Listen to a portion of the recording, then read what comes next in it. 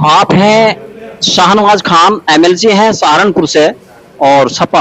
आप जो है यहाँ सच्चे सिपाही के रूप में जाने जाते हैं। इनके फादर सरफराज खान साहब, एमएलसी साहब। भारत सरकार, जो भाजपा सरकार है, ये फिलहाल वक्फ बोर्ड पे एक कानून बनाना चाह रही है। उसका अमेंडमेंट लाए हैं, लोकसभा में पेश किया गया है। उसके बारे में क्या कहेंगे आप? क्या इफेक्ट डाल सकता है ये? देखिए, जो ये कानून आया है, ये मैं अभी पूरा नहीं पढ़ पाया हूँ, लेकिन जितना मैंने पढ़ा है, जो अब तक हमें मीडिया के द्वारा या संसद के द्वारा जो मालूमात हुई है, असली में कानून का मकसद वक्त की प्रॉपर्टी को बचाना नहीं, बल्कि उसके अंदर इंटरफेयर करना है। जैसे कि उसमें एक पैरा है जिसमें वो चाहते हैं कि इसमें मुस्लिम्स के अलावा भी नॉन मुस्लिम्स भी मेंबर हों। वक्फ की प्रॉपर्टीज जो जहां भी हैं और जितनी भी हैं, ये ना तो हमें किसी से दान में मिली है, ना सरकार का इसमें कोई योगदान। ये सब वो प्रॉपर्टीज हैं जो हमारे बड़ों ने कौम के काम के लिए, कहीं मदरसे चलाने के लिए, कहीं किसी और पर्पस के लिए, ये उन लोगों ने दान किया और एक वक्फ बोर्ड बनाया गया था। और इसको एक केस चल रहा है सुप्रीम कोर्ट में, जिसमें सुप्रीम कोर्ट ने कहा है कि बहुत अच्छा कानून है। वो ना करके सिर्फ हमारे जो पर्सनल चीजें हैं उसमें इंटरफेयर करना सिर्फ सरकार का मकसद, और यही वजह रही है कि इसका पुरजोर विरोध हुआ। हमारे यहाँ से सांसद हैं, सांसद इमरान मसूद साहब, उन्होंने भी इसका विरोध किया। और उनके जो सहयोगी दल हैं, चाहे ऐसे कि टीडीपी हो या और भी बहुत सारे ऐसे लोग हैं जिन्होंने मुखर होके या खामोशी से इस चीज का एहसास बीजेपी को कराया कि ये कानून आप जो लाने जा रहे हैं गलत है। और यही रीजन था कि एक बहुत अरसे के बाद मुखालफत हुई और विपक्ष की एकजुटता का जो रिजल्ट निकला वो ये निकला कि ये कानून जेपीसी को भेज दिया गया। और अब इसके अंदर जो कमियां हैं उन पे विचार होगा और जेपीसी तय करेगी ये कानून आना चाहिए, नहीं आना चाहिए, और आना चाहिए तो किन किन चीजों की तब्दीली के साथ आना चाहिए। एमएलसी साहब, एक सर्वे के मुताबिक रेलवे और रक्षा मंत्रालय की जितनी संपत्तियां हैं देश के अंदर, उनसे कहीं ज्यादा वक्फ संपत्तियां हैं। तो आप लोग इसके पक्ष में क्या कार्रवाई करना चाहोगे? क्या आप डिमांड रखोगे? क्या वो करोगे आप? देखिए, एक कानून था जो राज्यसभा में लाना चाह रही थी सरकार, जिसको उन्होंने वापस ले लिया। पहले तो मैं बात आपको करेक्ट कर दूं, डिफेंस और रेलवे के बाद हम 3rd नंबर पे वक्फ प्रॉपर्टीज का हम रिकॉर्ड में आते हैं। अगर सरकार कुछ करना ही चाहती है बेहतरी का, उसका तरीका देखिए। वक्फ की प्रॉपर्टीज करोड़ों करोड़ों रुपए की, एक वक्फ की प्रॉपर्टी है तो वो 50 करोड़ की मलकियत की, किराया उसका 1000 रुपए ही चला रहा है। उन चीजों को ठीक किया जाए। जो वक्फ प्रॉपर्टीज गलत तरीके से कब्जाई गई हैं, उन्हें कब्जा मुक्त कराया जाना चाहिए, ताकि उनका इस कौम की बेहतराई के लिए उनका इस्तेमाल हो सके, स्कूल्स बन सके, डिग्री कॉलेजेस बन सके, हॉस्पिटल्स बन सके, उसके लिए काम।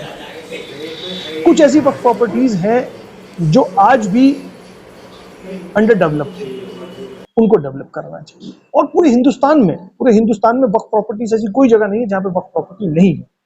तो इंस्टेड ऑफ आपके उसमें 2 हिंदू मेंबर रख लें, 2 और किसी कम्युनिटी से रख लें और उसको ये तब्दील कर दें और डीएम को सारे हकूक दे दें, डीएम जो चाहे कर दे, इसकी बजाय अगर कोई कानून लाना ही है तो इस वक्त का जो कानून है, और इसमें जो इस तरह के लोग बैठे हैं, जहां मैंने आपको भी बताया, आपको भी पता है मालूमात में कि दुकानें हैं, अगर उनकी मार्केट रेट देखा जाए तो वो बहुत महंगी, किराया उनका 50-50 रुपए ही चला रहा है। तो कानून बनाए कि जो वक्त की प्रॉपर्टी किसी पे भी किराए पे है, उसका सर्कल रेट के हिसाब से उसका किराया तय होगा। देखिए कितनी इनकम होगी, और वो जो पैसा कलेक्ट होगा उसको आप इस कौम की बेहतराई के लिए इस्तेमाल किया जा सकता है। लेकिन जैसा राव साहब ने बताया कि सरकार की मंशा उसको बेहतर करने की नहीं है, बल्कि उसमें इंटरफेयर करने की। जो बेसिक जरूरतें हैं उनको पूरा करे सरकार, ताकि कौम का भला हो सके, समाज का भला हो सके। अच्छा, यहाँ सहारनपुर में लगभग बहुत सारी संपत्तियां दबी हुई हैं, तो उसके बारे में आप लोग क्या करोगे अपने स्तर से? देखिए साहब, हम ये जो मसला है, हम अपने जो आलिम हैं, जो हमारे बड़े हैं, हम उनके उस पर जनप्रतिनिधि, हमारी जिम्मेदारी है। सबसे पहले तो जो वक्त की प्रॉपर्टीज हैं, मैंने जैसे आपको बताया, सहारनपुर में बहुत सारी है। कह देना बहुत आसान होता है, किसी पे इल्जाम लगाना बहुत आसान हो जाता है। लेकिन मैं आपको छोटा सा एग्जांपल देता हूं। मानक मुंह में कब्रिस्तान है, वो ज़ेरे इंतजाम नगर निगम था, पहले ज़ैर इंतजाम वक्फ बोर्ड अब है, वो 25 से 30% कब्जाया जा चुका है, बाकी खाली है। उसकी बहुत वक्त से लड़ाई लड़ी जा रही है, किसी वक्त से उसको रोका गया है, लेकिन अभी भी किसी दिन अधिकारी पहुंच जाते हैं वहां और बताते हैं तो नगर निगम की प्रॉपर्टी है। वो नगर निगम की प्रॉपर्टी कभी थी ही नहीं, वो ज़ैर इंतजाम नगर निगम था बस, लेकिन नहीं बच पा रही है। आप पूरे शहर में वक्फ की प्रॉपर्टीज देख लीजिए जो किराए पे चढ़ी हुई हैं, आप उनका किराया चेक करिए क्या है, उसकी लोकेशन, उस दुकान का साइज, उस दुकान की जो अभी मार्केट वैल्यू है उसके हिसाब से उसका किराया कुछ भी नहीं है। दिक्कत है जो आवाज उठाता है उसको शक के घेरे में ले लिया जाता है, जो आवाज नहीं उठाता है उसको ये कह दिया था कि आप तो बोलते ही नहीं। सबसे पहले तो इस शहर के अंदर वक्फ की प्रॉपर्टीज कितनी है और वो किस किस के पास है, इसका ब्यौरा निकलना चाहिए। इसमें जो मदरसों के नाम है, संपत्तियां ये जिनको दान की गई हैं बड़े बुजुर्गों ने, तो मदरसों का क्या रोल समझते हैं इसमें? देखिए सर, मैं बहुत क्लियर हूं समझते, दान करने वाले ने दान की, मालिक वो, दान किसको की, मदरसे को। मदरसे का अपना एक सिस्टम है, वो इतने दिनों से इस चीजों को संभाले आ रहे हैं। मैंने बहुत कहा राव साहब कि उंगली जब दूसरी एक की तरफ उठती है तो 3 या 4 अपनी तरफ भी होती है। किसी के ऊपर इल्जाम लगा देना, किसी को मीडिया पे आके जलील कर देना, ये बहुत आसान होता है, लेकिन मेरे ख्याल से इससे ज्यादा जरूरी है कि इसमें जागरूकता आनी चाहिए।